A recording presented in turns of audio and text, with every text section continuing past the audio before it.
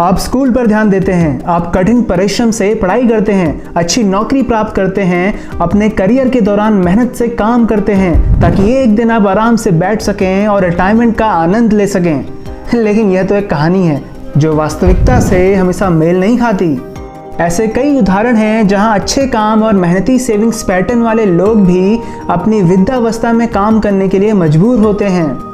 हाल ही की रिपोर्टों से पता चला है कि 10% से कम भारतीय ही रिटायरमेंट के लिए तैयार हैं और इससे भी कम लोग सोचते हैं कि वे एक आरामदायक रिटायरमेंट का आनंद ले पाएंगे, और वो सही भी हो सकते हैं। मुझे पता है कि आप ये सुनना नहीं चाहते, लेकिन आज की दुनिया में ना कुछ बड़े फैक्टर्स हैं जो अधिकांश युवा पीढ़ी को अनिश्चित काल के लिए कार्यबल में बनाए रख रहे हैं।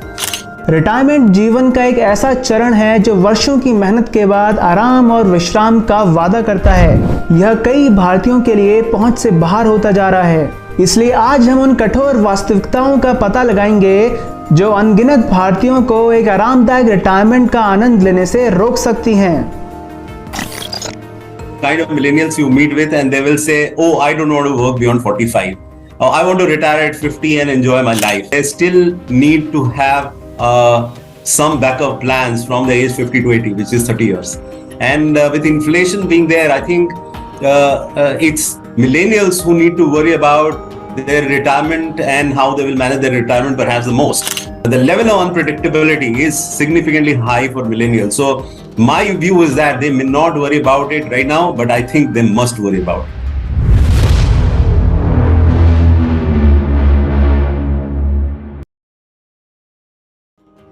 पहला, इकोनॉमिक चैलेंजेस।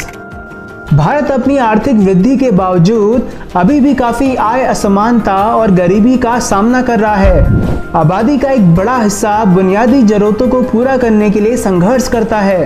रिटायरमेंट के लिए बचत करना तो दूर की बात है।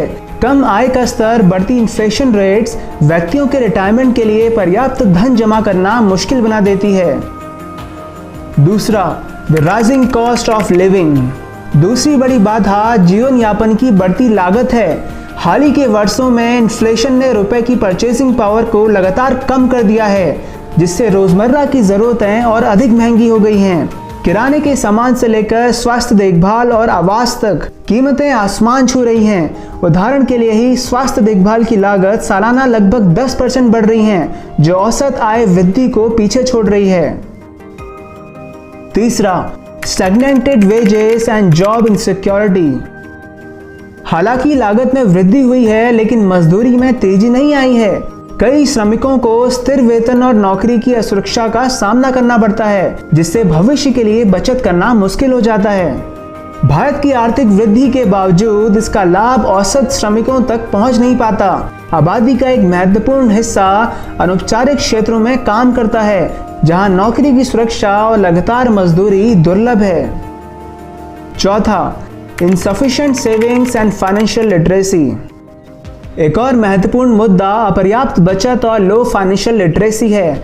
बहुत से लोग या तो बहुत देर से बचत शुरू करते हैं या फाइनेंशियल प्रेशर्स के कारण पर्याप्त बचत ही नहीं कर पाते। भारत में कई लोग लॉन्ग टर्म सेविंग्स की तुलना में इमीडिएट एक्सपेंसेस को ही प्राथमिकता देते हैं। इससे रिटायरमेंट के लिए अलग से धनराशि निर्धारित किए बिना जीवन यापन के लिए तनख्वाह से तनख्वाह तक का चक्र शुरू हो जाता है।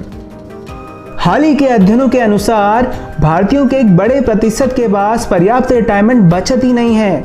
एक बड़ा प्रतिशत केवल सरकारी पेंशन पर निर्भर है, जो पर्याप्त नहीं हो सकता।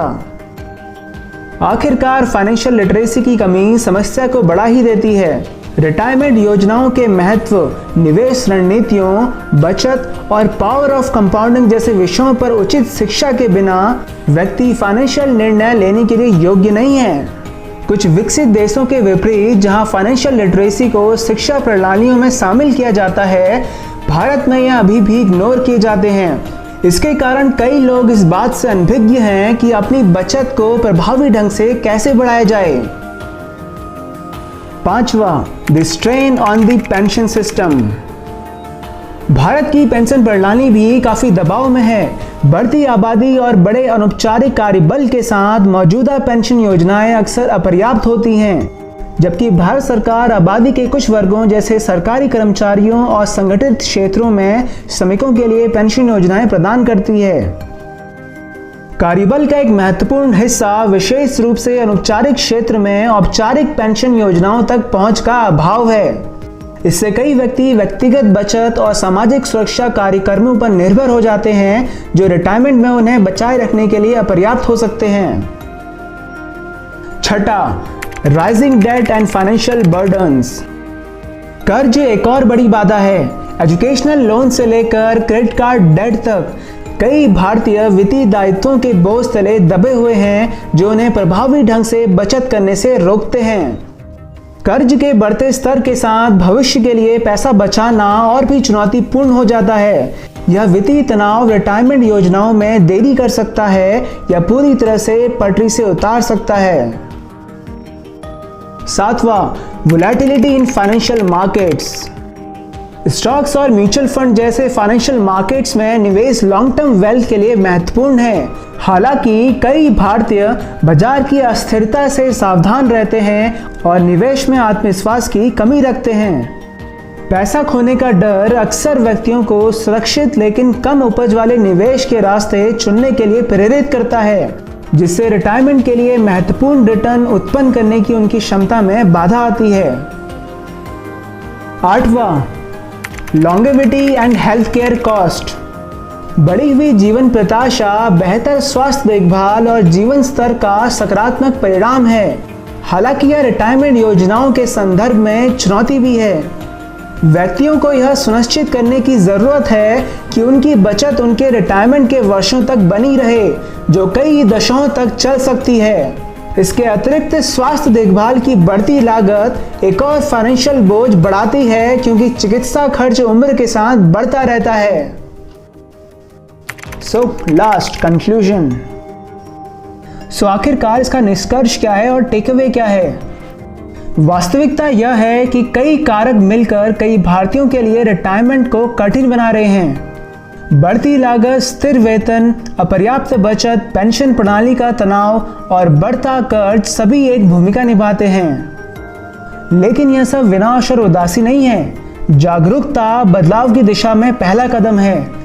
इन चुनौतियों को समझकर हम अपनी वित्तीय स्थिति में सुधार के लिए सक्रिय कदम उठा सकते हैं। इन बाधाओं को दूर करने के लिए बहुआयामी दृष्टिकोण की आवश्यकता है और इसकी शुरुआत शिक्षा से होती है।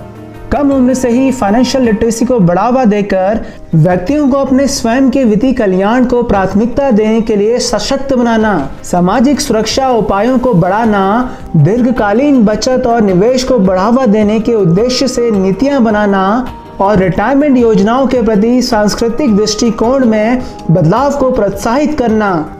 जब तक इन सभी मुद्दों पर पर्याप्त रूप से ध्यान नहीं दिया जाता, भारतीय आबादी के एक महत्वपूर्ण हिस्से के लिए फाइनेंशियल रिटायरमेंट के सपने सिर्फ महज एक सपने ही रह जाएंगे।